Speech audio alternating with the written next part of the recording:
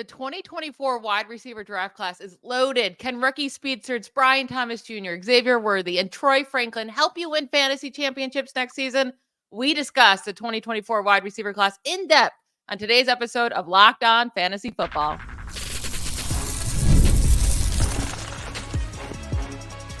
You are Locked On Fantasy, your daily NFL fantasy podcast.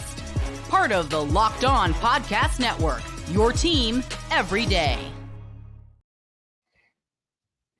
Thank you for making Locked On Fantasy Football your first listen every day. I'm one of your co-hosts, Michelle Magdziuk. When I'm not doing this, I'm a researcher and fantasy analyst with NFL Network. And I'm your other co-host, Vinnie Iyer, and I'm not doing this. I'm writing about NFL fantasy and betting, including a lot about the 2024 NFL Draft, now 6 days away at sportingnews.com. Today's episode is brought to you by Monopoly Go. I admit it, I have a competitive side, and I am a big fan of Monopoly Go, the mobile hit twist on classic Monopoly. So join your friends and download Monopoly Go, now free on the App Store or Google Play. All right, on yesterday's show, we talked through the top 3 wide receiver prospects in this class. It was Marvin Harrison Jr., Malik Neighbors, and Rome Odunze. If you missed that, go listen after today's episode. But today we're going to discuss 6 more wide receiver prospects that could be taken in the first round or the second round, but these guys are going to go highly in this draft. And that's Brian Thomas Jr., Troy Franklin, A.D. Mitchell, Xavier Worthy, Lad McConkey, and Keon Coleman. We will hit on those 6 guys today. And then on Monday, we're coming back with 6 more wide receiver prospects. So you are going to be ready to go for day 1 of the NFL draft with all of these wide receivers. Let's start right off the top here. A lot of people's wide receiver 4 in this class, Brian Thomas Jr. out of LSU. He's a tall guy at 6 foot, nearly 6'3". He has good size at 209 pounds. Great production this last year with 17 receiving touchdowns. So what are your thoughts on Brian Thomas Jr. and where does he rank in your rookie wide receiver rankings? Yeah, we have another situation with Justin Jefferson and Jamar Chase. Now, Terrace Marshall Jr. did not follow that LSU tradition to be a fantasy impact player, but maybe that will get the Panthers thinking if Brian Thomas would slip into that early first round. But when I look at him, I think he's clearly the number 4, and in a lot of other classes, he might be the 2. And he's only pushed down by Malik Neighbors. I mean, just think about that. His teammate is spectacular. He's pretty good as well, Thomas. So I look at the size. That stands out right away. He's got the big playability. He looks like that classic number 1 that you'd want to have on the outside at 6'4". So I think there's maybe a little bit of less versatility that you might get from Brian Thomas. I don't know if he can hold up as well as a big slot, but I think in terms of being on the stretch of field, show the hands, the routes downfield, I think that's all part of his game here. So I look at it right now. I mean, I keep mocking him to the Buffalo Bills. It just seems to keep happening because after you get past where the big 3 of Harrison, Neighbors, and Odunze go, you look and there's some teams that could go after a wide receiver for sure. You look at the Steelers, you could look at the Chiefs that could make up a move here to jump the Bills, right, and go after this receiver. You could see the Bengals doing this as well if they try to move T. Higgins during the draft. So there's a lot of options. And then we go down to the 49ers. Would they move up a little bit by moving Brandon Ayuk? So these are some of the teams that we're going to look at that are in the market for a wide receiver that could throw off the Bills' plans a little bit. But the Bills make a lot of sense. They need a guy that's a lot like Gabe Davis on the outside, but a little bit more consistent.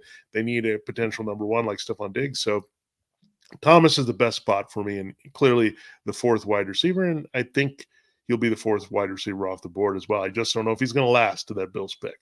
So I do really like Brian Thomas Jr. I'll give you my ranking in just a second. I don't have him at 4, but he's right in that group. I have a fun little note about him. There's been 4 players that have scored at least 17 receiving touchdowns in a season in the SEC since 2000. So we're talking like 24 years now.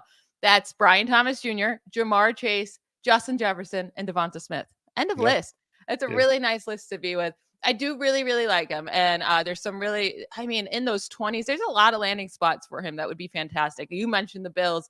The Cowboys would be a great landing spot. The Lions, they could really use someone else besides just Amon-Ra St. Brown. I would love that. With Ben Johnson could be beautiful. And then, of course, the Chiefs are always going to be an exciting landing spot. I do have him at 6. I'll talk about wide receivers 4 and 5 as we get there. But they're all these these 4, 5, and 6 are all grouped very closely for me. So I really do love Brian Thomas Jr., and I'm excited to see where he lands. Now, what do you think his expectations are as a rookie? Do you think he can put up 1,000 yards in his rookie season, 8 touchdowns, especially if he lands like a team with the Bills or the Cowboys or something like that? Yeah, I think it really depends on his landing spot. I think he has to at least get in as the number 2 receiver on that team. So with the Cowboys, you'd be behind CeeDee Lamb. With the Bills, he might be immediately number 1 ahead of Khalil Shakir and Curtis Samuel. We can look at that. The Chiefs, he might be a co-number 1 a little bit, or that actually would be a little tough because Marquise Brown has started to look good. You have Rashee Rice. So in terms of the outside receivers there, that's more what I'm talking about with Thomas and Brown. So again, I would want him to be the second option. I don't think the Chiefs is necessarily a great landing spot for him. The Chargers could also maybe, if they pass on a wide receiver early, trade back into the first round and go in that direction. Maybe the Cardinals at him too, right? And they say Michael Wilson's okay, but hey, let's double up on wide receivers and be really special here for Kyler Murray. So I think I want him to be at least the third option on this team that includes a tight end. If we get a little deeper than that, then I'm questioning it. Like if he ends up with the Lions, not too bad, right? Because you look at Sam Laporta behind St. Brown, but they have a lot of issues beyond that to try to figure out Jameson Williams. So again, if he's a third option, at least on his team, I think he can be very effective, but let's hope he's not going to too crowded of a situation. Yeah. The next guy, Troy Franklin out of Oregon. So now he is my wide receiver 4. I love this guy. I know he doesn't have an expansive route tree and ran a lot of go routes, but I think he has the capability to get that skill set. That's just what he was asked of in college. He's super young at just 21 years old, very fast, good after the catch. 6'2", ran a 4.41 40-yard dash. And that length and speed, I think, is just going to be stellar in the NFL. He's one of the best deep receivers in this draft class. Had 15 receptions of 30-plus yards this last season, tied for the second most in the FBS. He was one of just 2 players in the FBS to record 1,300-plus receiving yards and 14-plus touchdowns. The other guy was Malik Neighbors. He also averaged the second most yards per route run in the FBS at 3.32, behind only Malik Neighbors. Like, he is really, really good. And he does kind of remind me of the MVS Christian Watson mold. And I know they haven't been good for fantasy, but the difference between him and them is he's actually really good at catching the ball. He has really, really steady hands. He knows how to, use his full length, catch with his arms extended. He has no drop issues. Unlike MVS and Christian Watson coming out, they had serious drop issues. We've seen that in the NFL now. And if they could just catch a ball, they'd be really, really good, right? They get open often. So I really like Troy Franklin. I would love to see him on a team like the Bills we just brought up for Brian Thomas Jr., maybe the Chargers, maybe the Cardinals. If they go Marvin Harrison Jr. in the second, I think Troy Franklin will be a second-round pick. Maybe they double up there. There's a lot of good options for him that he can land. I would like him better as a wide receiver too, but I think he could dominate in that spot as a speed wide receiver. Yeah, I mean, there's a little less difference in this group of wide receivers from one to the next than there was from Marvin Harrison to the other 2 guys, I think. I mean, these are all tight. I mean, I love Franklin. I like A.D. Mitchell. All these guys potentially could go in the first round ahead of Thomas, and it would not surprise me at all. It's just team preference and the scheme preference and what this player is going to do. But Franklin I like in a lot of cases. I didn't mention Thomas and his fits here, but I think anything that can get you with your college quarterback, it doesn't happen very often. It's the Burrow and Chase effect here. But keep in mind, Troy Franklin is very tight with Bo Nix. So if there's some way they can have that combination, it's not going to happen if it's the Broncos because their lack of picks. But they could also always say, hey, we moved Jerry Jeudy. We need another guy there. We want to get Franklin in the best position to succeed here with Sean Payton. And they could go in that direction and see some of the qualities that he's had in maybe a Marcus Colston or a Michael Thomas, only with a lot more speed on the outside. He would be a little bit like their Devery Henderson, Robert Meacham types that they had in New Orleans as well. So there's that you can bring up with Franklin. And again, that's maybe an underrated landing spot. The Broncos just don't have the draft capital. I think with the skill set of Franklin, I think it would really look good on the Chargers. There's been a lot of interest in him for sure. And don't forget about the Panthers. Now, they are a void here at the top of the second round because they need a wide receiver. again, Terrace Marshall Jr. is there, but Jonathan Mingo, the jury's out on him. It's a completely new offensive coaching staff. What is Dave Canales probably looking for? His new Mike Evans, right? A big dude who can stretch the field, and Thomas would fit that. Franklin would go in that mold. Adam Thielen's getting a little older. Deontay Johnson, as you know, Michelle, is a Steeler, is more of a technical route runner. So I think there are a lot of great options here for Franklin and Thomas. They could end up being in really good spots to produce those big plays.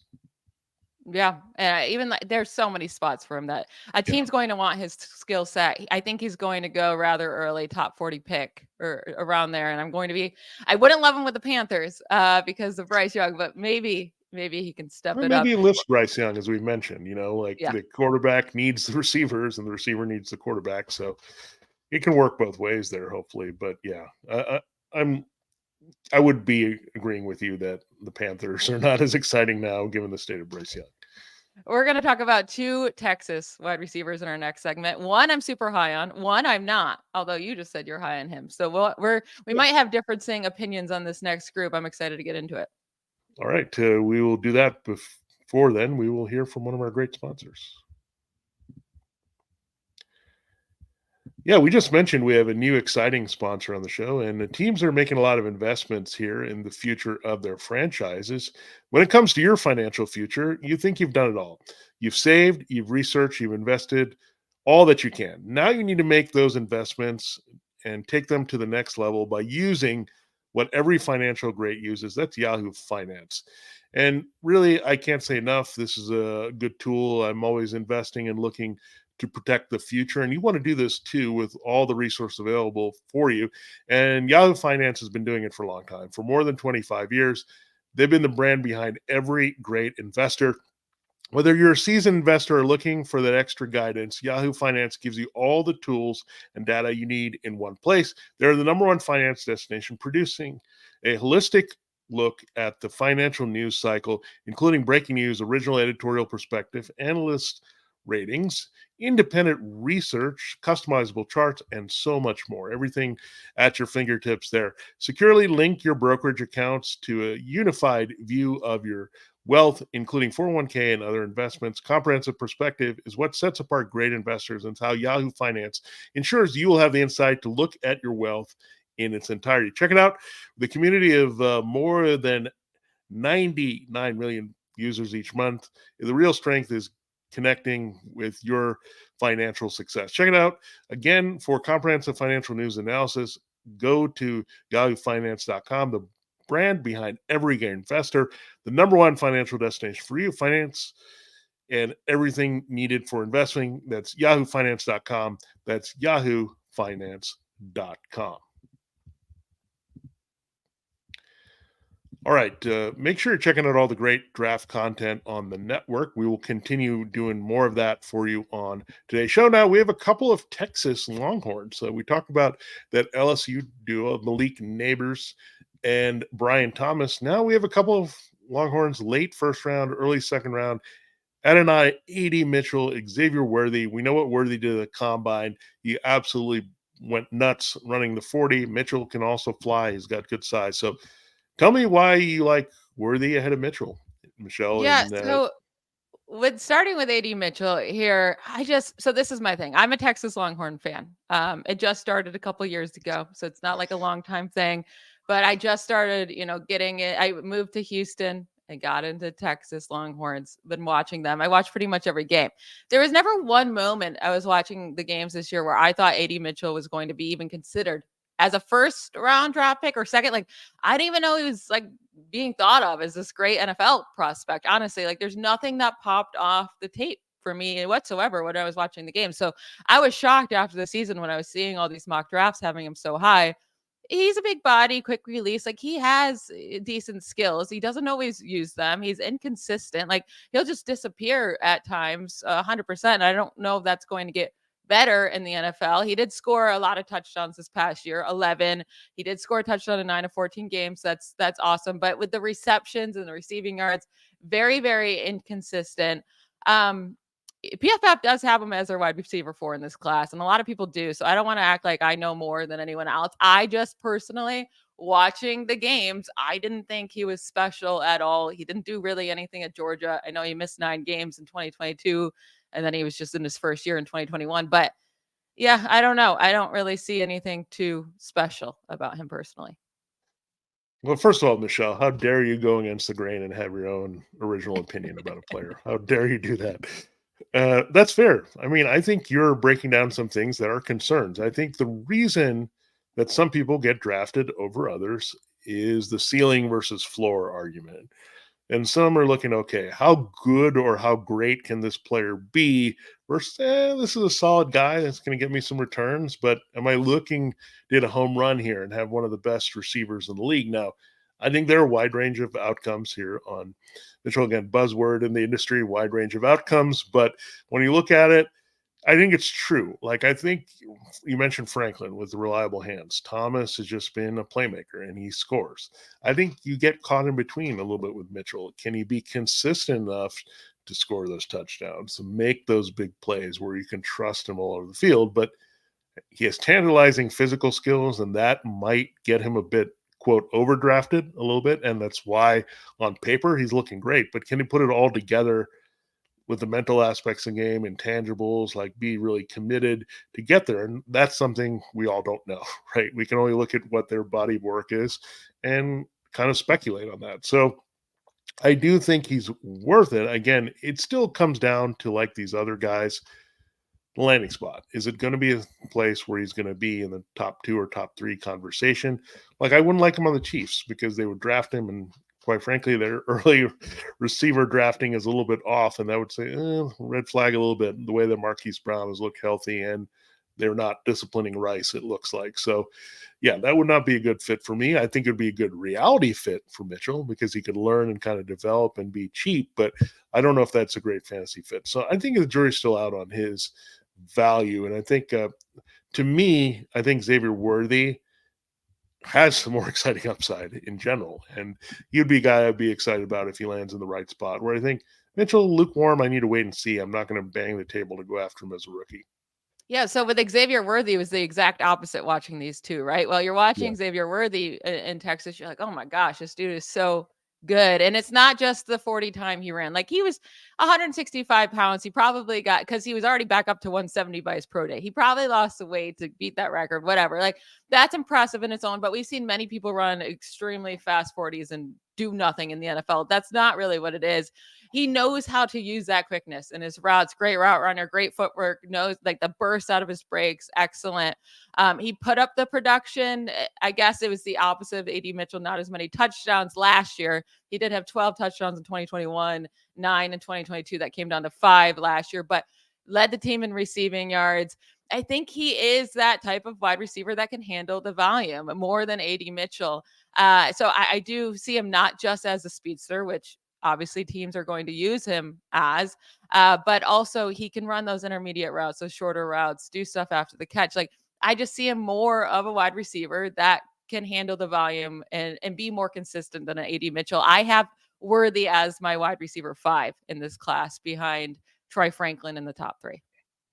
Yeah, it's pretty close for me. I do like Worthy's skill set all around. Now, the team that I really would like him to land with, and I think he has a bit of AJ Brown qualities, and you know where I'm going here a little bit, maybe, but we know where Shane Steichen, the former Eagles offensive coordinator, is.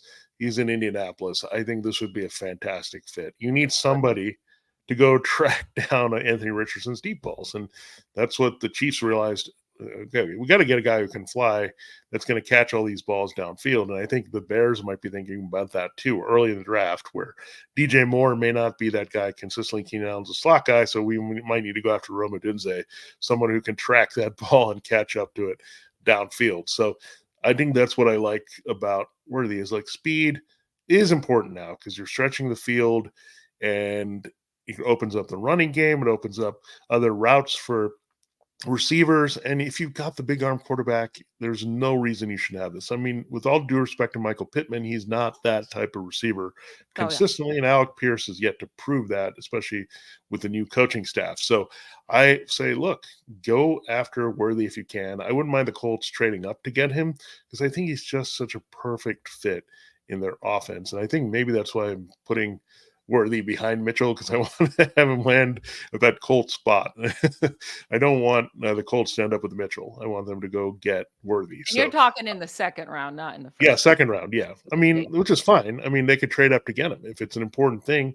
I think it is, right? Making sure your second year quarterback has got a guy that can catch all his deep balls. And I think Alec Pierce has been okay in that element. He's done, but this is really off the charts upgrade here with Worthy. So we'll see how it plays out. Like, and who knows? Maybe the Colts will get aggressive and go in the back end of the first round. I don't know. I think it's all over the board here with these wide receivers, but that's what's so fun. There's so much depth at this position that there are going to be multiple fantasy assets. Don't forget, last year we liked Puka Nacua a little bit. We liked Tank Dell, and look what they did, right? They were not the guys that were on top. Those guys produced to some level as well, but there's going to be plenty of those gems in this year's draft. Yeah. I will say the Colts perfect destination. I also would really like the Lions. I think they could use a speedster as well. There's a lot of good landing spots for these guys who are just and like already, you know, at the very least you can use them to open up the offense and use their speed deep, but these guys are also able to do other things around the field as well. So that's why I'm really high on Thomas and Franklin and Worthy, a little bit lower on AD Mitchell. I know he's fast as well. It's just he didn't put up the production like these guys did in college. We're going to go through 2 more wide receivers on today's episode. Don't forget, we're going to go through 6 more on Monday. So lots more to get through. We will finish today's show right after we hear from another one of our sponsors.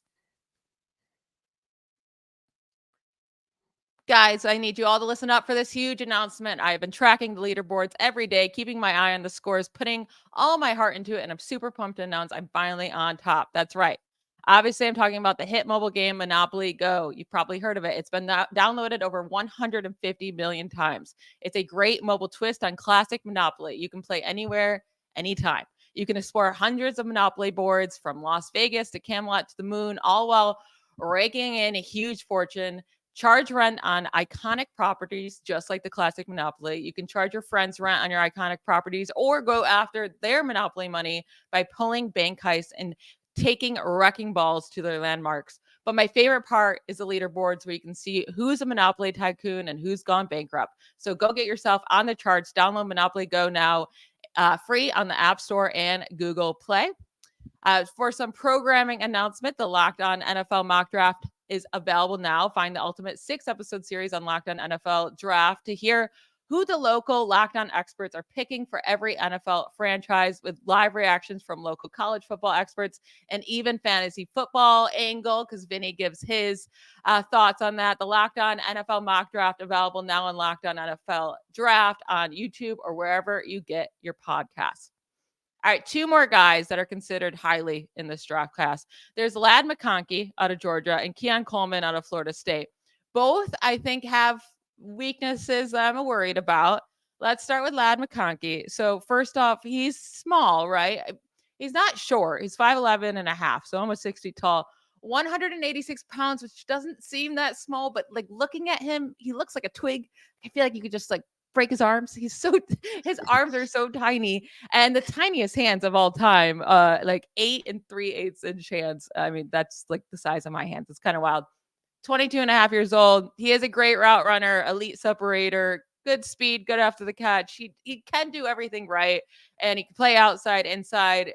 He has the effort he needs. It's just I'm worried about how skinny he is, even though he's 186 pounds somehow. I don't know. I'm a little bit worried about Lad McConkey, but I can see where he could be great. What are your thoughts on him? Yeah, and we talked about a lot of speedsters. These 2 guys, Lad McConkey, and then we'll get into Keon Coleman. A little bit, maybe not standing out as much in this area, but a little bit better, maybe overall. McConkey did run a 4.39, so that's Yeah, pretty I mean fast. they're fat. I mean, yeah, 4.39. It's like, that's like pedestrian at this position at this point. If you're not running 4.2, you're not fast enough. Anyway, Okay. and then we know some players play faster or differently than they run or slower, whatever. You don't want anybody who plays slower than they run. But when you look at these guys, I think Lad McConkey, it's hard. Is he going to settle into a role? Like sometimes you can have too much versatility. What's the best fit for him? Can he go over the middle and take some hits and handle himself there with that frame? Can he stretch the field if he's taking on bigger physical corners? Those are some concerns. But to me, I think he makes a lot of sense based on his size as a quick slot. And I have him going to the Commanders in the top half of the second round. They actually have 2 picks there, so they have a couple shots at McConkey if they want to go after him.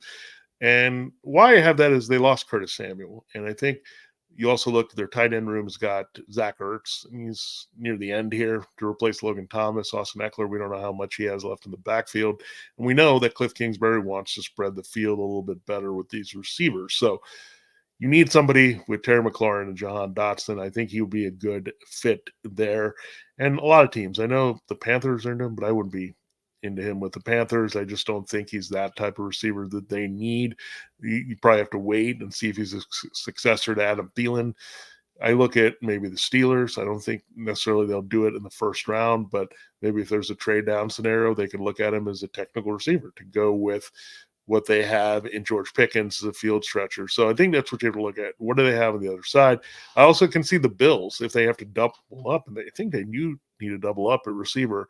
I think he's a little bit of a sleeper if, say, somebody moves up for Thomas and Worthy and Franklin, and McConkey's on the board for the Bills. They could see some attributes of him lining up all over the field and being very effective. So there's a lot of ways you can look at it, but I do like McConkey. I think he's going to do whatever's asked.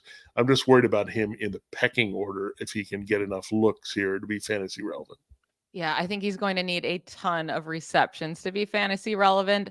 Also, like, I would hate the Bills just for the Bills, right? They need length, and this guy, his wingspan is 72 inches. Just to compare, Brian Thomas Jr. is almost at 80 inches, so a good over 7 inches shorter. It's a large difference here when you're talking about, the ball being, how accurate does this ball have to be? How much space is there to room over the defender? Like, so they already have like the shortest, smallest wide receivers. Where I would really like him is the Bengals. I think he'd be a really nice slot there with T. Higgins and Jamar Chase. They can kind of all move around.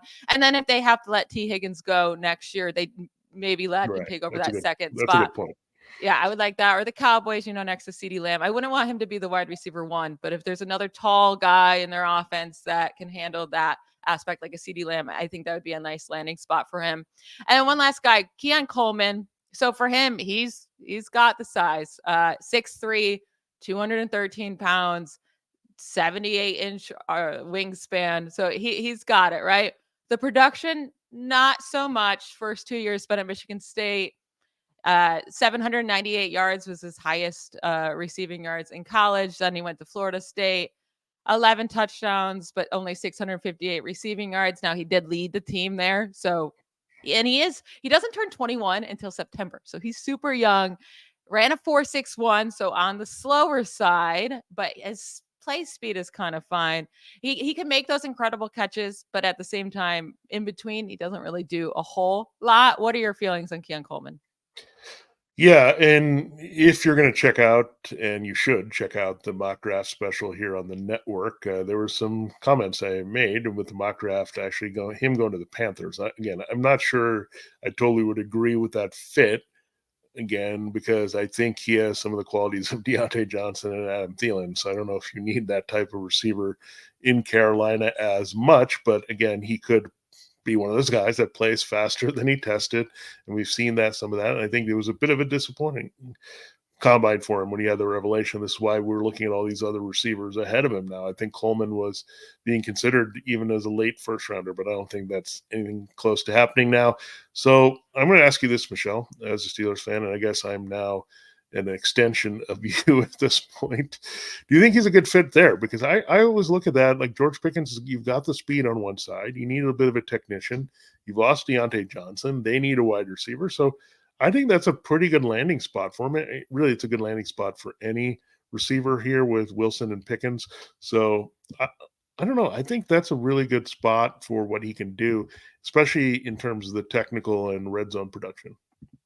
I wouldn't absolutely hate it, but I'll say there's a technician on a Monday show that I'm going to be talking about that I really want to land with the Steelers that I would rather have over Keon Coleman.